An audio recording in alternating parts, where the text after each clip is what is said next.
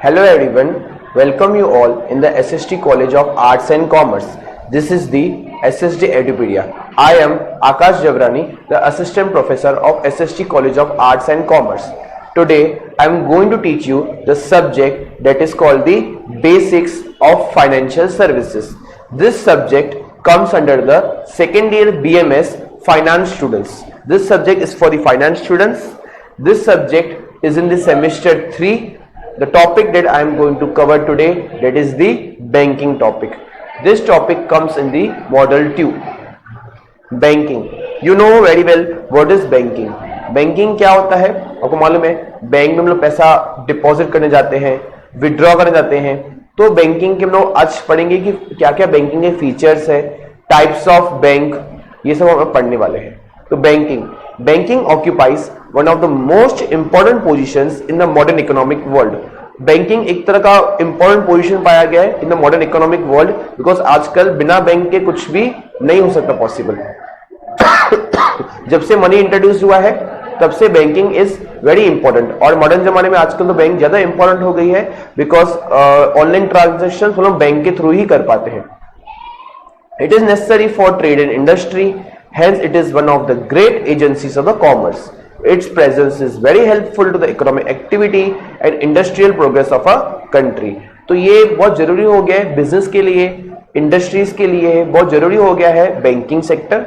एक तरह का ग्रेट एजेंसी है, कॉमर्स बैकग्राउंड है. It's presence is very helpful for the economic activity and the industrial progress of the country. हमारे industrial progress के लिए ये बहुत हमारे लिए इंपॉर्टेंट है बैंकिंग, और इकोनॉमिक एक्टिविटी के लिए भी बहुत ज्यादा इंपॉर्टेंट है.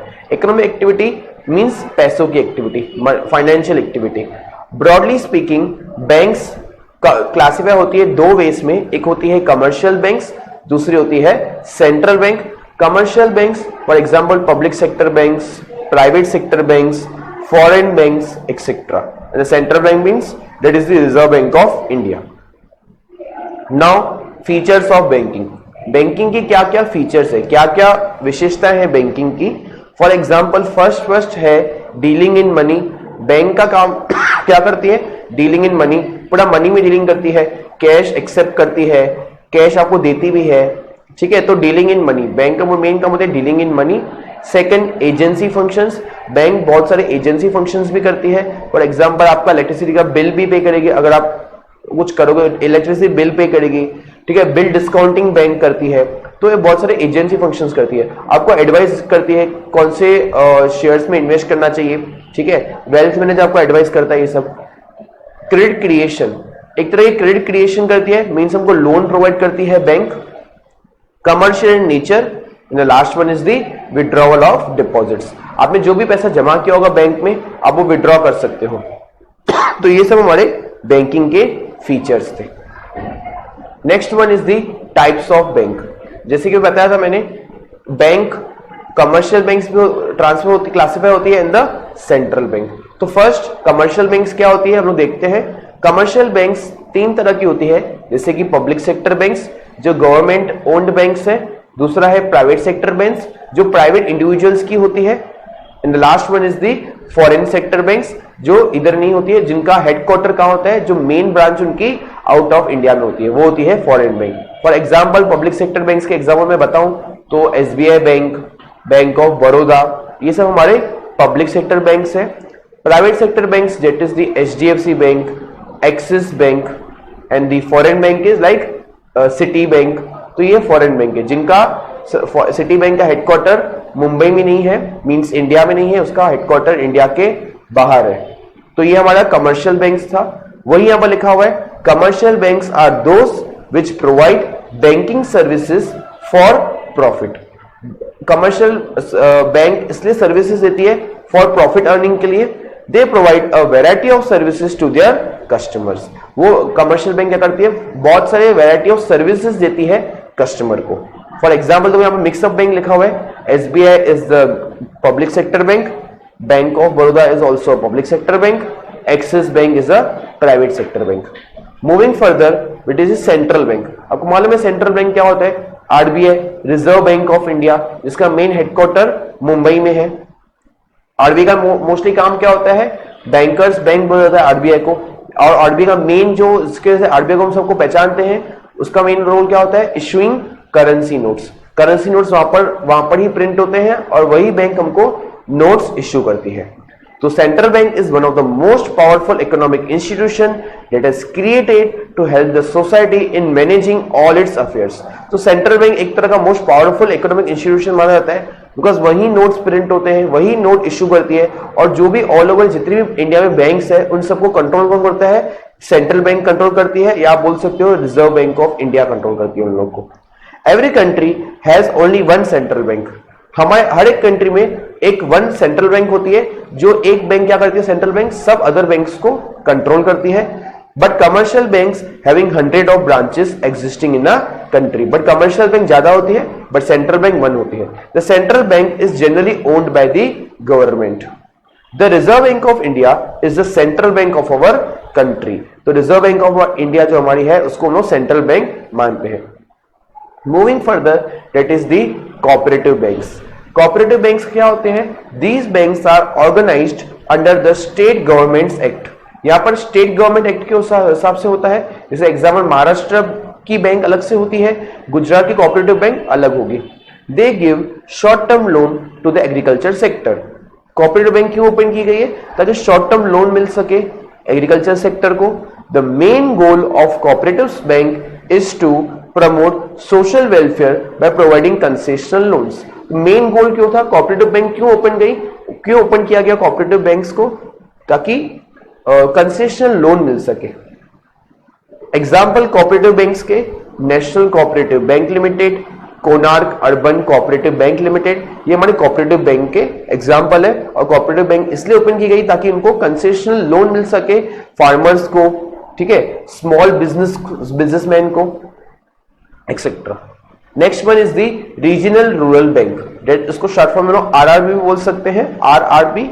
These are a special type of commercial banks. ये भी एक तरह की कमर्शियल बैंक है।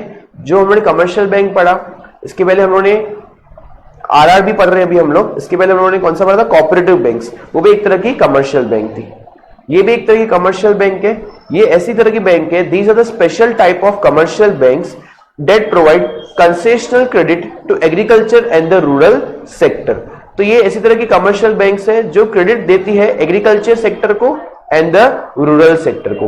रूरल मींस गांव में जो भी बिजनेस करते होंगे, हमको कुछ लोन चाहिए होगा education purpose, for house purpose, तो उन लोग को कंसेशनल रेट पे उनको लोन मिल जाता है। इसलिए आरआरबी को ओपन किया गया था, रीजनल रूरल बैंक्स को। RRBs were established in 1975 and are registered under Regional Rural Bank Act 1976। तो RRBs were established in 1975, उनको तभी स्टेब्लिश किया गया था। RRBs are joint venture, RRB को joint venture बोलते हैं between the central government and the state government and the commercial bank। तो RRB को तीन तरह से होता है। एक तो RRB में 50% सेंट्रल गवर्नमेंट इन्वेस्ट करता है, स्टेट गवर्नमेंट 15% इन्वेस्ट करती है जो स्टेट की होगी, एंड द कमर्शियल बैंक 35%। सो 100% ऐसा होता है।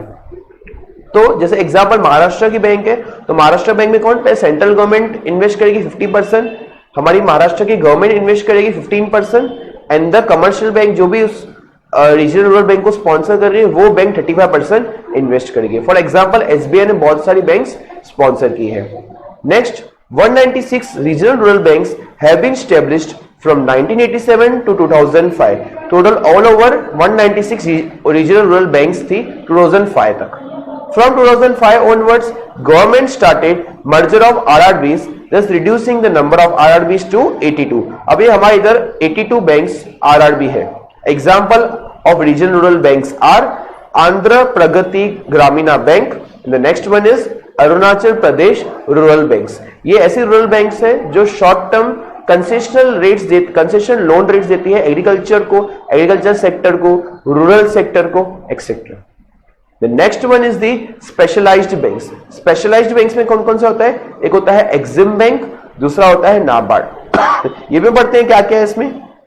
Certain banks are introduced for specific purposes. कुछ बैंक इसलिए इंट्रोड्यूस किए हैं कुछ स्पेसिफिक पर्पस के लिए, इसलिए इन बैंक्स को लोग स्पेशलाइज्ड बैंक्स बोलते हैं। जैसे एग्जांपल फर्स्ट यहाँ बैंक लिखा हुआ है सिडबी, उसको शॉर्ट फॉर्म में सिडबी बोलते हैं। फुल फॉर्म अगर मैं बोलूं सिडबी का, small industries development bank of India. The loan for a small scale industry or business can be taken from a CDB. Financing small industries with modern technology and equipment is done with the help of this bank. तो अगर small scale industries होती है या small scale business होते हैं, अगर उन लोग को लोन चाहिए अपना बिजनेस बढ़ाने के लिए या बिजनेस करने के लिए, तो वो सिडबी से लोन ले सकते हैं. उनको इजीली सिडबी से फटाफट लोन मिल जाएगा बिना कुछ ज्यादा फॉर्मेलिटीज के. तो उसका इसलिए नाम क्या है? Small industries development bank of India. ऐसी बैंक है जो स्मॉल इंडस्ट्रीज को डेवलप करती है. नेक्स्ट वन इज, इसलिए इसका स्पेशलाइज्ड बैंक बोला गया. Next one is the EXIM bank. EXIM stands for the export and import bank. To get loan और other financial assistance with exporting or importing goods by foreign countries can be done through this type of bank. if आप import या export का business करते हो, इसके लिए कुछ loan चाहिए तो आप एक्सिम बैंक से लोन ले सकते हो, आपको इजीली लोन अवेलेबल मिल जाएगा. तो इसलिए इस बैंक का नाम है Exim bank. The next one is the NABARD. The full form of NABARD is National Bank for Agricultural and the Rural Development.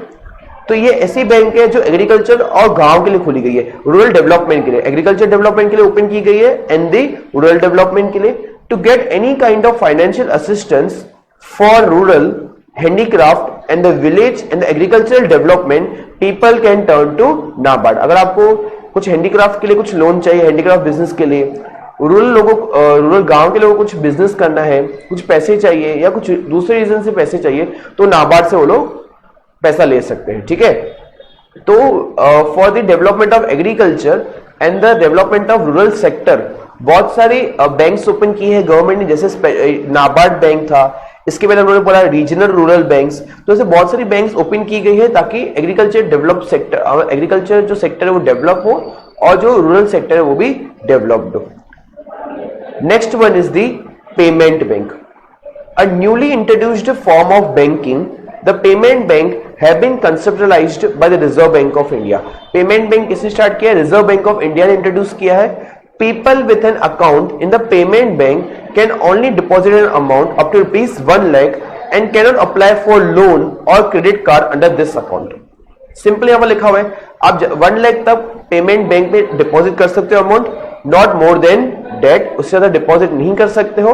और पेमेंट बैंक में आपको कोई भी तरह का लोन नहीं मिलता है और न ही आप क्रेडिट कार्ड फैसिलिटी वहां पर आपको मिलेगी. Options for online banking, mobile banking, the issue of ATM card and the debit card can be done through Paytm bank, payment bank sorry. Payment bank से आपको ये सब मिल सकता है. ऑनलाइन बैंकिंग हो सकता है option, mobile banking, the issue of ATM, debit card, ये सब आप पेमेंट बैंक से कर सकते हैं. मीन्स अब अगर आपको ऑनलाइन पेमेंट करना है तो आप पेमेंट बैंक यूज कर सकते हैं. For example Airtel payment bank, India post payment bank, Fino payment bank, Jio payments bank, Paytm payments bank and the NSDL payment bank. और पेटीएम में देखा होगा ऑप्शन आता है बैंक अकाउंट ओपन करने का, अगर आप पेटीएम यूज करते होंगे तो. Next one is the small finance bank. This is the last bank which we are going to study. As the name suggests, this type of bank looks after the micro industries. जो small industries होती है उनको देखते हैं, small farmers and the unorganized sector of the society by providing them loans and the financial assistance. तो ये small finance नाम ही है small finance banks. तो ये small farmers, small businessmen को देखती है. These banks are governed by the central bank of the country. ये भी बैंक central bank देखती है ये बैंक को. Given below is the list of the small country finance bank. जैसे एग्जाम्पल लिखा हुआ है AU small finance bank and the next one is the Equitas small finance bank. So आज हमने पूरे टाइप्स ऑफ बैंक देखे. तो जिसमें टाइप्स ऑफ बैंक में आपको मैंने कमर्शियल बैंक बताया. कमर्शियल बैंक के अंदर कौन कौन सी बैंक्स थी? Cooperative bank, regional rural bank, small finance bank, payment bank, specialised banks. ठीक है, ये सब उन्होंने पढ़ी. 6 टाइप ऑफ बैंक्स पढ़ी under the commercial bank. And another one is the central bank जिसके कुछ भी ब्रांचेस नहीं है, मींस उसके पार्ट्स नहीं, सब पार्ट्स नहीं है, बट कमर्शियल बैंक के बहुत सारे सब पार्ट्स थे. ठीक है, तो ये आज उन्होंने टाइप्स ऑफ बैंक पढ़ा. Thank you very much.